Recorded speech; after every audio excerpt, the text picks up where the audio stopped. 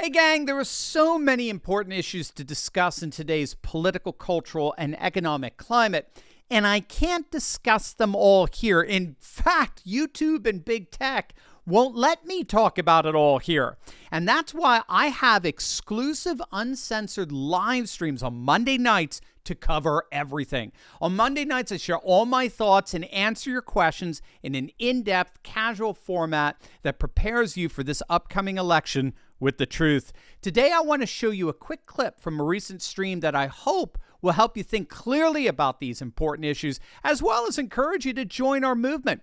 Join an upcoming exclusive live stream, and I'll answer your questions by clicking the link in the description below and joining our community of courageous patriots building a parallel economy. I look forward to seeing you over there.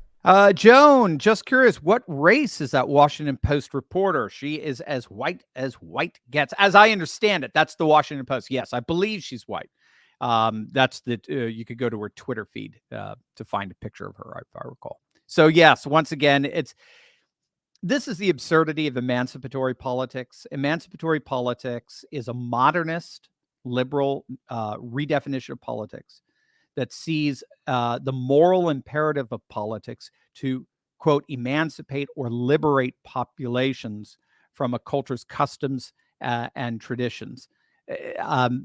So anything and everything that belongs to the conservative sensibility, a love of faith, family, freedom, patriotism, all this sort of stuff, it's all recast as racist, bigoted, sexist, all kinds of phobic and the like.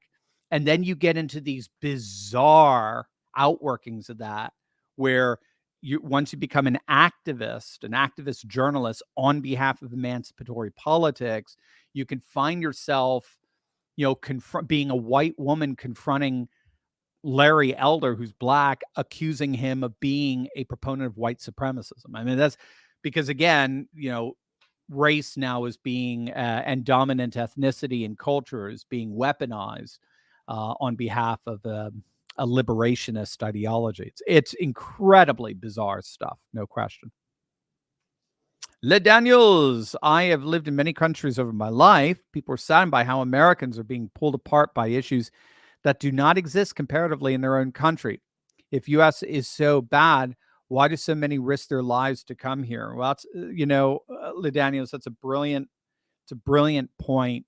And I mean, you're pressing on the soft spot of the fact that the United States may, in fact, actually be probably, scholars have talked about this. We may be the most divided country on the planet right now. And the division is not between the people. This is what I thought makes Vivek and particularly Donald Trump so awesome, is they recognize that. They recognize that the people are more united than we've ever been before. It's the permanent political class that's doing everything it can to sow resentment, the politics of resentment in the midst of our population, so as to pit us against each other. So a very real, seething resentment is being projected onto the permanent political class. So I think you're seeing the people versus our ruling elite, and the gap, the division opening up between the two is to such an extent that we may indeed be the most divided country on the planet. So we're divided vertically between the people and the permanent political class, but the permanent political class try to exploit racial sensitivities, gender sensitivities, sexual sensitivities, whatever, so as to create horizontal division between the people. And they do that, of course, to divide and conquer. They do that so as to make sure that resentment politics is never projected onto them. So they want to deflect that resentment, and they want you deliberately to be resentful of your neighbor. And it's just absolutely disgusting. This is what makes MAGA so awesome. MAGA is all about uniting Americans as Americans. So if you're here, and you're here legally, Trump is 100% by your side. You've got Trump in your corner. If you're here illegally, it's time for you to go. And if you want to get in here illegally, sorry, no way. That's why we have walls, borders, and the like. So the MAGA movement, but it goes on to make Hungary great again, make El Salvador great again with Nayib Bukele, now with Argentina, with Javier Milei, with Putin's Russia. If you belong to our nation, I am here to protect you. The government is here to protect you. We are not going to accuse one group as being of Americans as being bad and this other group as being good, oppressor versus oppressed and the like. We're not going to look at all the acts of racism and then we're going to single out this white supremacism as particularly insidious. We're as Vivek said, we're going to try to combat racism, period. The only racism that is demonstrable in our system right now is a top-down ruling class infused DEI and affirmative action. So yeah, there you go. I think we're one of the most divided countries on the planet right now, and we have our left-wing ruling class to unfortunately thank for that. Thank you, Lee Daniels. I'd love to hear all the different countries you've been to. David Jackson, how do you go about cleaning out a corrupt judicial system by using that same corrupt judicial system? But first, gang, our good friend Mike Lindell needs your help. Mike is one of the strongest patriots working tirelessly for the America First and MAGA movements in this country, and also happens to be a very close friend to this channel, as you know. From election integrity to protecting American businesses, Mike really does it all. And now, as a cabal of deep state lawyers and election machine companies are trying to take Mike down with frivolous lawsuits, he needs your support more than ever. Mike recently said he was going to fight every lawsuit until he wins and will never settle out of court with people who help rig the election. So, with this in mind, I want to remind you about the incredible MyPillow deals Mike is offering with my promo code Turley.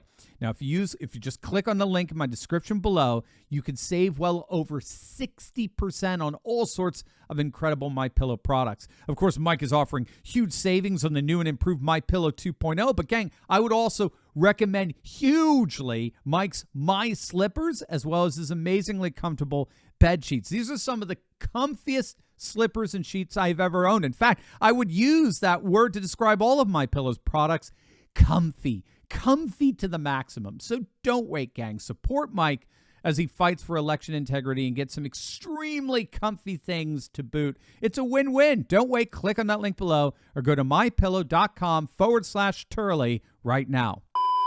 Or how else could it be done? Yeah, so we've seen something akin to this. We've seen it in Russia. We've seen it in Poland. We're seeing it with the Knesset in Israel.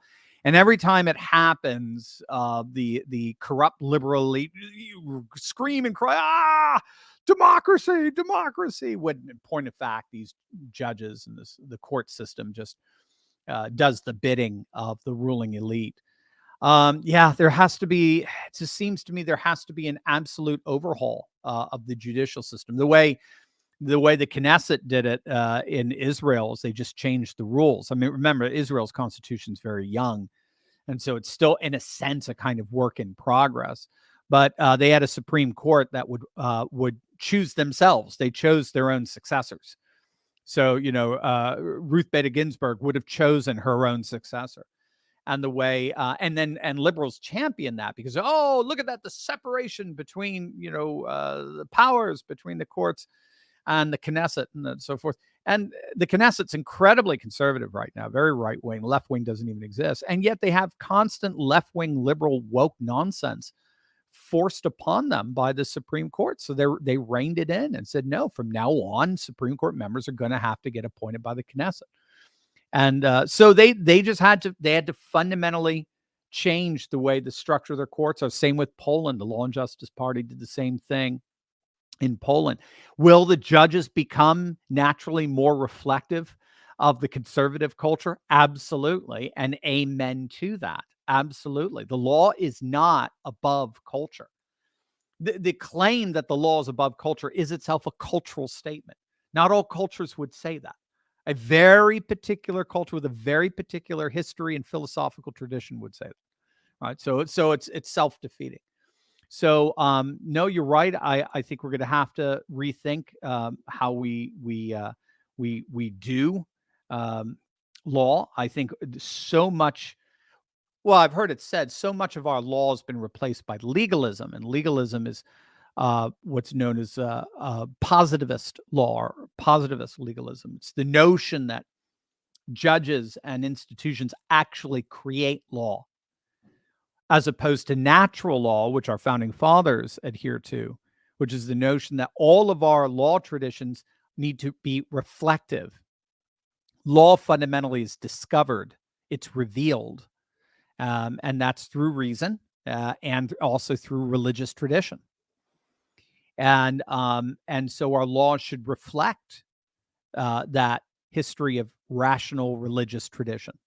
They're not opposed. Reason and religion are not opposed to each other in natural law. It just doesn't work. Now, again, it's not the church making it right. It's not established religion, but religion itself, wisdom, virtue traditions are an intrinsic part of the natural law tradition, which all of our founding fathers adhered to.